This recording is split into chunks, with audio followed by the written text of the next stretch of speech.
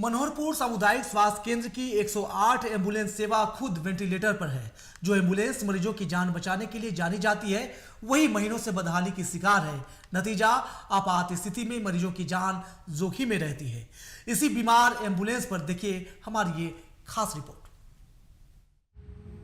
108 खुद बीमार बेबस मरीज, वेंटिलेटर पर जीवनदायिनी सेवा। 4 महीने से खड़ी है एम्बुलेंस। दूसरी एम्बुलेंस बाहर से ठीक अंदर सीट गायब। सो रहा है सिस्टम, जाग रहे हैं मरीज। आदिवासी इलाके में स्वास्थ्य सेवा का मजाक, दावे बहुत, सुधार गायब। मनोहरपुर सीएचसी में मौजूद 2 108 एम्बुलेंस में से एक पिछले 3 से 4 महीनों से खराब पड़ी है।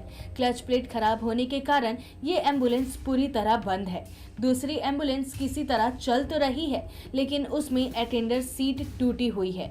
मजबूरी में स्वास्थ्य कर्मी और मरीज के परिजन खड़े होकर सफर कर रहे हैं, जिससे दुर्घटना का खतरा बना रहता है।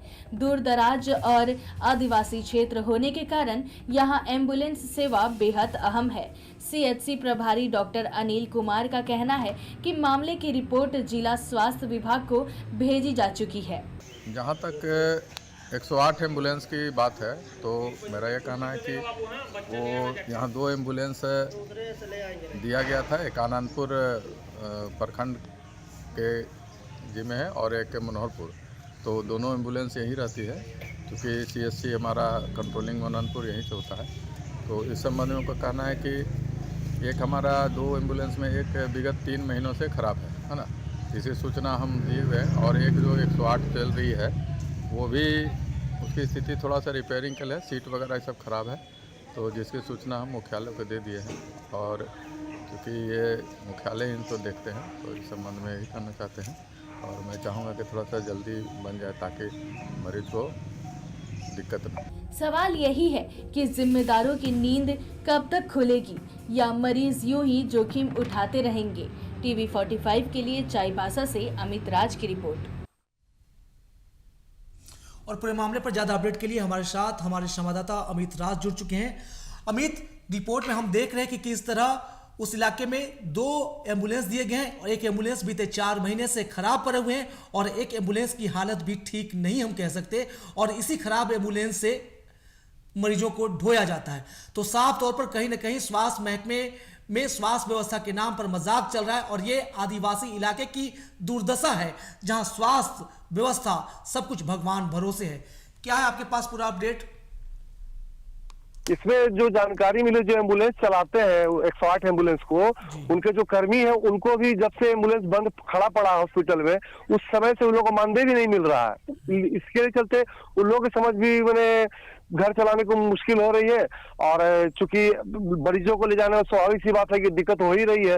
लोग जो समर्थ व्यक्ति है, वो किराए की गाड़ी लेके जाते हैं, या फिर अस्पताल में एक दूसरा एम्बुलेंस है, जो पुराना एम्बुलेंस है, उसमें मैंने एक शुल्क लगता है, निर्धारित शुल्क है प्रशासन के द्वारा, वो शुल्क चुका के फिर उस एम्बुलेंस को, दूसरा एम्बुलेंस को यूज करते हैं।